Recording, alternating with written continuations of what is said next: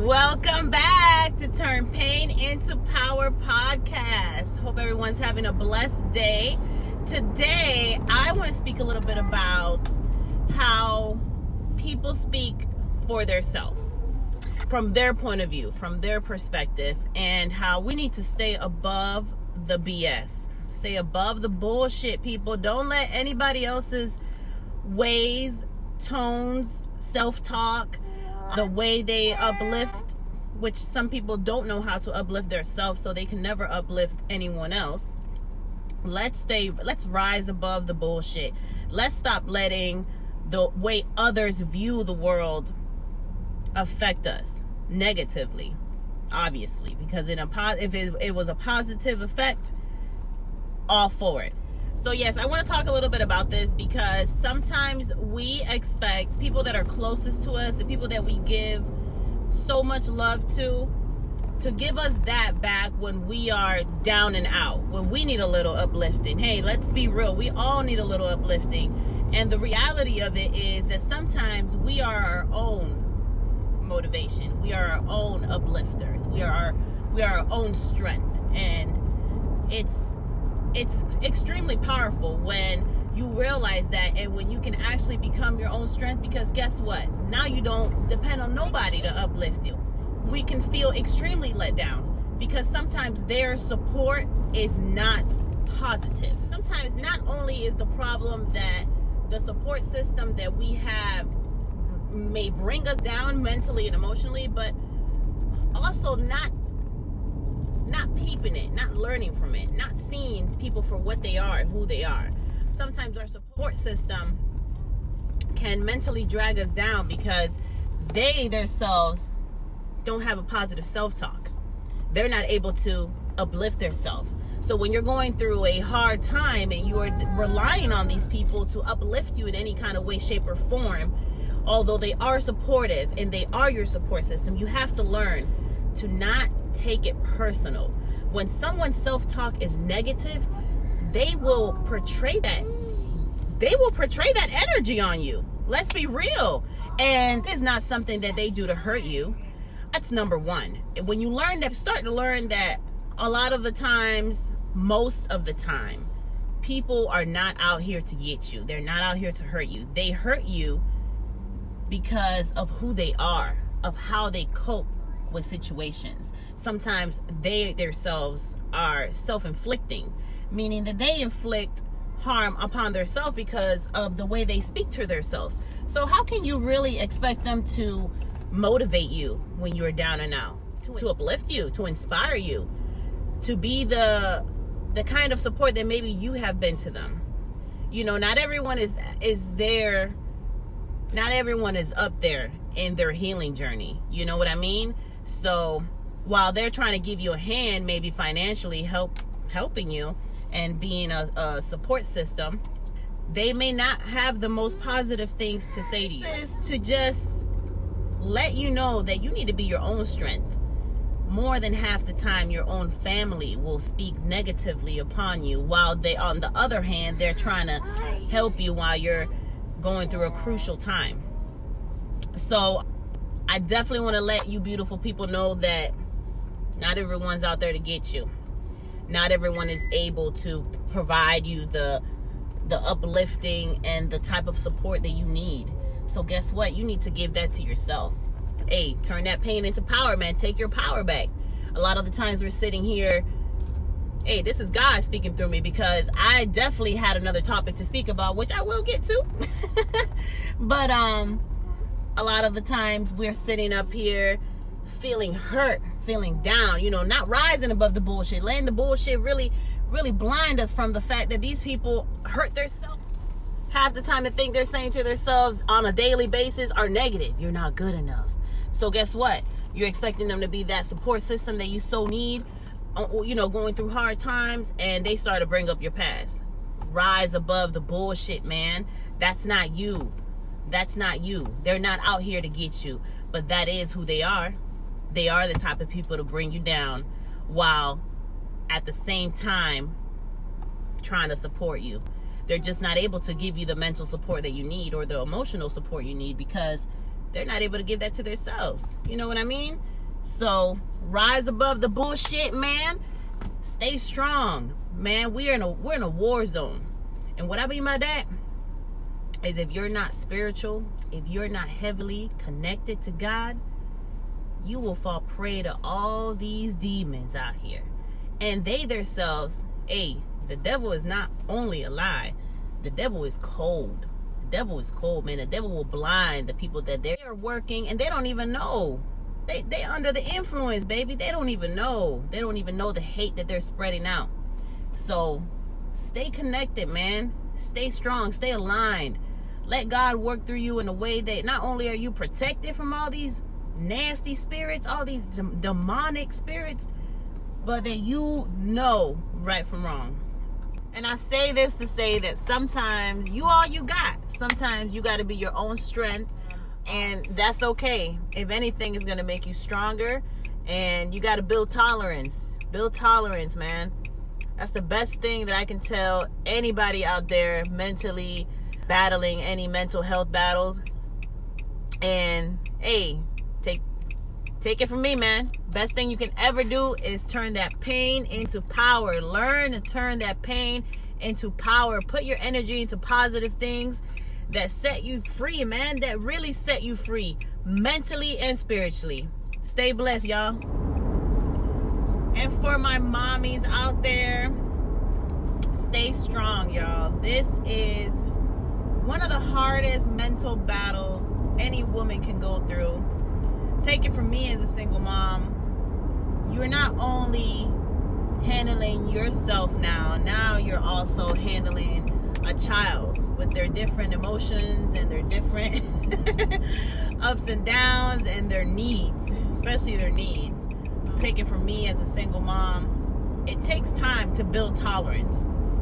It takes time to build tolerance. If anybody could have told me that going into the mommy game, it would have definitely clicked. And it would have definitely helped. But that's okay, because with time, you will build tolerance and it will get easier. Speaking from experience, it's something that no one can prepare you for. No one can prepare you for motherhood, because it's so much. It's such an addition to what your life already consists of. You know, your life already has all these different areas, all these different compartments, all these different things that you have to get done for yourself. Just imagine, now you have a whole another human being to take care of and to be there for, full time. This is a full-time job with overtime. There is no monetary pay, but the best pay is the love of your child. That smile, that's everything. That's more than time and a half. I want to speak a little bit about how to handle anxiety. I do have a personal experience. Speaking from experience, when those times of overwhelming feelings arise, I want to let you know that the only thing that has really worked for me is one thing at a time. Sometimes our mind goes, oh, gotta do this, in order to remind you. But the best way that I can handle it all is handling one task at a time. And what I mean by that is you're changing your kid, and now you have to make a bottle, and you also have to the heat down on the stove because you're also cooking. This is nonstop, especially if you stay at home. Thank God, I'm a hustler, so I work, and even on my side job, I can even handle taking her for 2 hours of my side job. So yeah, if you stay home, to all my stay-at-home moms, man, props to you guys. This is something that no one can really train you, can really prepare you for, because it's one thing after the other. And when you stay home, it's nonstop. This is nonstop. So yes, best way to control your emotions and handle all these things on your plate is one thing at a time. Handling one task at a time. I cannot stress it enough. Because why? Because sometimes you can go crazy, literally, and in order to stay sane for your health and for your child, it's something that'll save your life, and it'll help you stay sane. Because when you remind yourself, this is a reminder that when all these little things are popping in my mind of all these to-dos, anybody can go crazy. I'll tell you that. Anybody can just go, I'm done. I'm done. So take a deep breath. I say, oh my God, oh my God, oh my God. And I take my deep breath, and then I let it go as I exhale, and I continue the task that I'm doing. And then I go on to the next task pacefully. Pace yourself. And you know, as you're doing one task at a time, it will save you from having an anxiety attack, because it can get so overwhelming. You know, I'm only one person. It's so much you can take, and it's so much you can do. You only have 2 arms. You know, it's only so much that you can handle. And setting a reminder in your head to just remember, you're only one person. You can only do one thing at a time. So to all my mommies, stay strong. Remember to turn that pain into power. Each and everything that you do, and each and every task that you accomplish, please remember to praise yourself. Pat yourself in the back. You know what's so funny? My child, when she gives me a hug, she's a little rough-handed. So when she gives me a hug, she pats me in the back. And I can just imagine her when she starts fluently talking, because she already talks. She already says a lot of things. And she's going to be like, it's going to be okay. That's all I need. Pat in the back, it's going to be okay. Because at this point, I'm the one patting myself in the back and telling myself it's going to be okay. But, you know, to have your little one just remind you how great you're doing, to remind yourself how strong you are, how you are indeed doing the best you can, and you are handling it well. I know for a fact it was a big transition for me. You know, when you're single and young, and you know, you're very selfish, no matter what nobody tells you, until you have kids, that's when you realize how selfish you were. You were only living for yourself. Hey, can't blame you. It was a big transition for me, especially the leaving out of the house. I know that all my moms can feel me on that. And still today, I catch myself all the time. Dang, I got to do all this just to leave the house. No matter how organized I am, no matter how prepared I am, it is a lot. And, you know, I'm just grateful. I'm grateful I have a great support system. And to all my single moms out there and my single dads, because there is a lot of men out there handling it by themselves, and I almost want to say it's a little bit harder for men. Why? Because us women are multitaskers. We compartmentalize. We have the ability to, okay, now I got to do this, now I got to do. Men are one-track mind, and you know, it's very hard for them to be all over the place, because when you have a little one, let's be real, you are all over the place, because you're one person that has to handle it all. So stay strong, man. You're doing a great job. A lot of people, nobody tells me that, by the way. I know I'm doing a great job, but a lot of people get down and out because they don't have nobody to tell them that. They don't hear that a lot. And it's important for you to tell yourself what you need to hear. To all my single moms, it may feel like you're doing it alone, but you are not alone. You are not alone. It's a million women and men out there doing it alone. And hey, you got that little one with you, you're never alone. They're counting on you, and they're looking up to you.